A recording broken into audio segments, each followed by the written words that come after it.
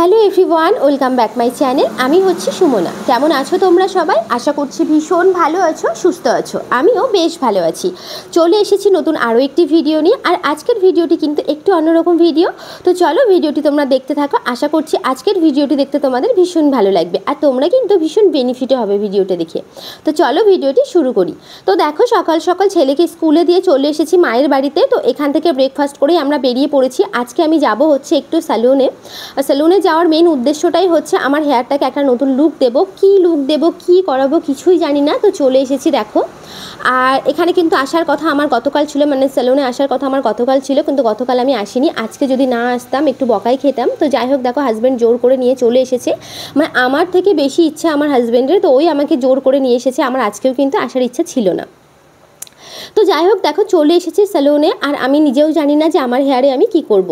তো আসার পরে দাদাকে আমি জিজ্ঞাসা করলাম, মানে সেলুনটা যে দাদা, সেই দাদা সাথে আমাদের কিন্তু বেশ ভালো চেনা পরিচিত। তো দাদাকে আমি জিজ্ঞাসা করলাম যে আমার হেয়ারে কি করলে ভালো হবে, হেয়ারটা দেখে তুমি বলো, যেটা ভালো হয় সেটাই কিন্তু করিয়ে দাও। তো দাদা বললো যে ফালতু কোনো কেমিক্যাল ট্রিটমেন্ট করিয়ে তোমার চুলটা যেহেতু ভালো আছে, তো চুলটাকে তুমি নষ্ট করো না। এর থেকে ভালো তুমি ন্যানোপ্লাস্টিয়া হেয়ার ট্রিটমেন্টটা করাও। তোমার হেয়ারটা ভালোও থাকবে, আবার কিন্তু তোমার হেয়ারে কোনো ক্ষতিও হবে না। আবার তুমি যে যে জিনিসগুলো চাইছো সেই জিনিসগুলো কিন্তু পাবে। যেমন আমি চেয়েছিলাম আমার চুলটা একটু স্ট্রেট লুক থাকবে, চুলে একটু শাইন অ্যাড হবে, চুলটা ফ্রিজ ফ্রি থাকবে। তো দাদাটা বললো সমস্ত জিনিসই তুমি এই ট্রিটমেন্টে পাবে, অথচ তোমার হেয়ারটা কিন্তু কোনোরকম কোনো ক্ষতি হবে না। তো আমি তো শুনে বেজায় খুশি হয়ে গেলাম। ব্যাস বসে পড়লাম ট্রিটমেন্টটা করাতে, আর কি। তো যাই হোক, চলো আজকে এই ট্রিটমেন্টের ফুল রিভিউ তোমাদের সাথে আমি শেয়ার করব।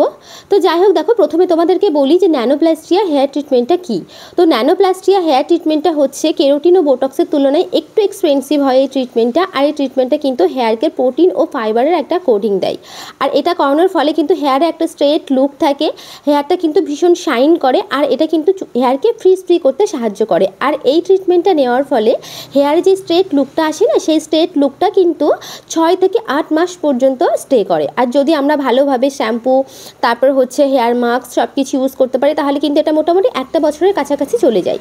দেখবে আমরা কেরোটিন কিংবা বোটক্স করলে কিন্তু যে স্ট্রেট লুকটা থাকে সেটা কিন্তু 3 থেকে 4 মাস স্টে করে, এর থেকে বেশি কিন্তু থাকে না। কিন্তু এই ন্যানোপ্লাস্টিয়া হেয়ার ট্রিটমেন্টে যে স্ট্রেট লুকটা আসে সেটা কিন্তু 6 থেকে 8 মাস পর্যন্ত স্টে হয়। এটা কিন্তু আমার বেশ ভালো লাগলো।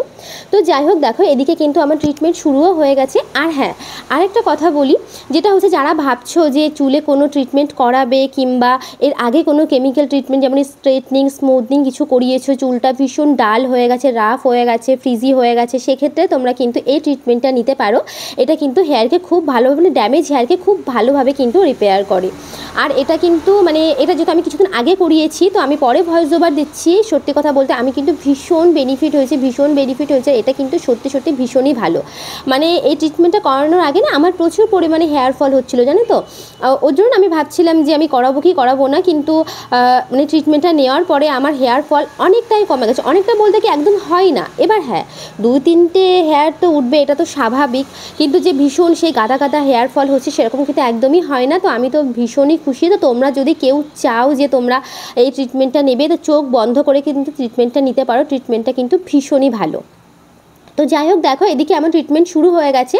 তো প্রথমে আসার পরে আমার হেয়ারটাকে ভালো করে শ্যাম্পু দিয়ে ওয়াশ করে নেওয়া হলো। নেওয়ার পর কিন্তু হেয়ারটাকে ব্লো ড্রাই করে নিয়েছিল। ব্লো ড্রাই করার পর কিন্তু হেয়ারে একটা মানে ক্রিম লাগিয়ে দিয়েছিল। সেটা কী ক্রিম আমি জানি না। লাগানোর পর কিন্তু আমার ভীষণই মানে কি বলবো, মানে অস্বস্তি হচ্ছিল। তো তারপর দেখো আধা ঘন্টা রাখার পর সেটাকে ওয়াশ করার পর যে ন্যানোপ্লাস্টিয়া হেয়ার ট্রিটমেন্টে যে ক্রিমটা হয়, সেই ক্রিমটা লাগিয়ে দিয়ে ভালো করে কিন্তু হেয়ারটাকে র্যাপ করে দিয়েছে। এখন আমাকে বসে থাকতে হবে বেশ কিছুক্ষণ। আর আমি না সত্যি কথা বলতে কি এক জায়গায় বসে থাকতে পারি না। তো যাই হোক, দেখো এক জায়গাতে আমি আধ ঘন্টা বসেও রয়েছি। তো দেখো আবার এই ক্রিমটা আধ ঘন্টা রাখার পর দেখো র্যাপটা কিন্তু খুলে দিয়েছে। খুলে দেওয়ার পর ভালো করে হেয়ারটাকে ওয়াশ করে নিয়ে কিন্তু আবার কিন্তু ব্লো ড্রাই করা হবে। তো এখানে কিন্তু একটা কথা বলি যে মানে এই যে ট্রিটমেন্টটা, এটা কিন্তু হেয়ারের লেন্থ অনুযায়ী হয়। তোমার হেয়ারটা যত বড় হবে সেই লেন্থ অনুযায়ী কিন্তু ট্রিটমেন্টটা মানে প্রাইসটা আসে। তো দেখো এদিকে আমার ব্লো ড্রাই করার পর দাদাটা আমাকে বললো যে তুমি একটু হেঁটে নাও কিংবা একটু কিছু খেয়ে নাও, কারণ যেহেতু এখন আয়রনিং করা হবে, তো এখন তুমি কিছুই করতে পারবে না এরপর।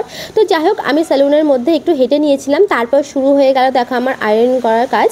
আর এই ট্রিটমেন্টটা করার পর কিন্তু যে ফাইনাল হেয়ার ওয়াশটা হয় সেটা কিন্তু 3 দিন পর হয়।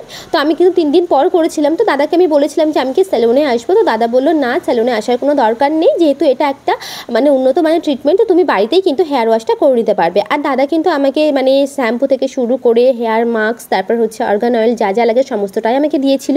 আমি কিন্তু স্যালুন থেকেই নিয়েছিলাম। তো চলো তোমাদেরকে সেগুলো বাড়িতে গিয়েও কিন্তু অবশ্যই দেখাবো।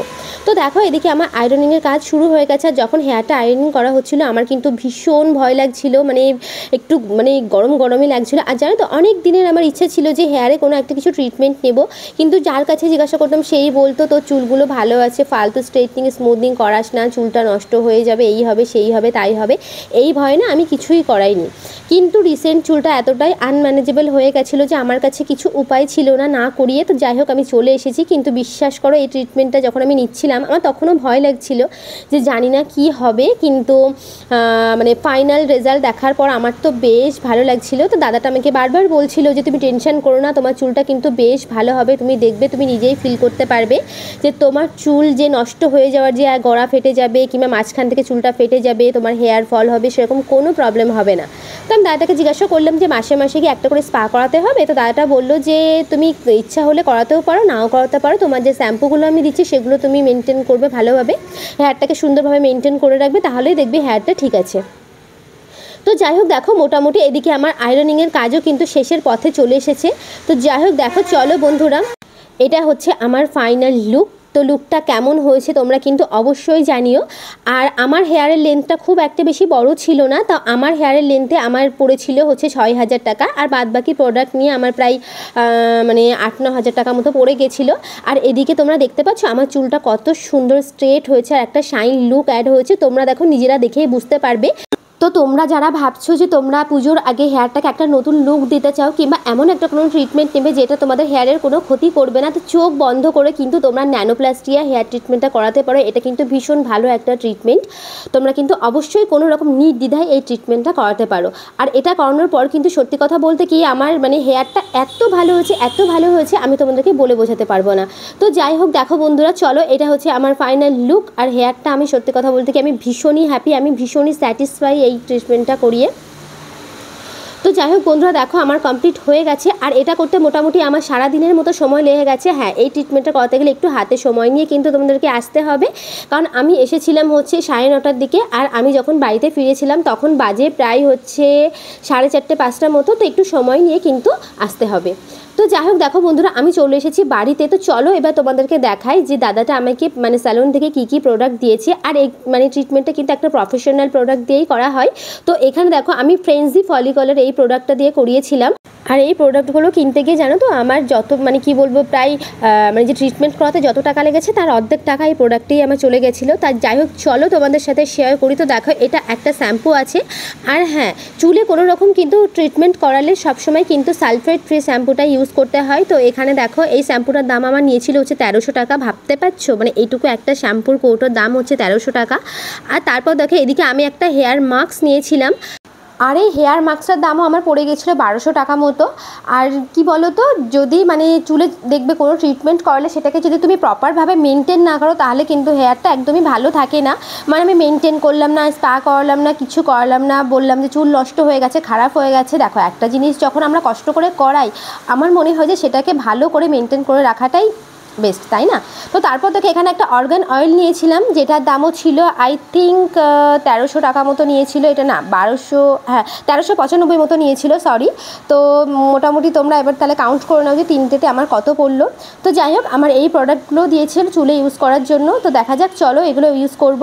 তো যাই হোক চলো বন্ধুরা আজকের ভিডিওটি তাহলে আমি এই পর্যন্ত রাখছি। তো ভিডিওটি কেমন লাগলো তোমরা অবশ্যই কমেন্টের মাধ্যমে জানিও। আর যদি তোমাদের ভালো লেগে থাকে অবশ্যই ভিডিওটিতে একটা লাইক করে চ্যানেলটিকে সাবস্ক্রাইব করে দিও। তো চলো দেখা হবে নেক্সট ভিডিওতে।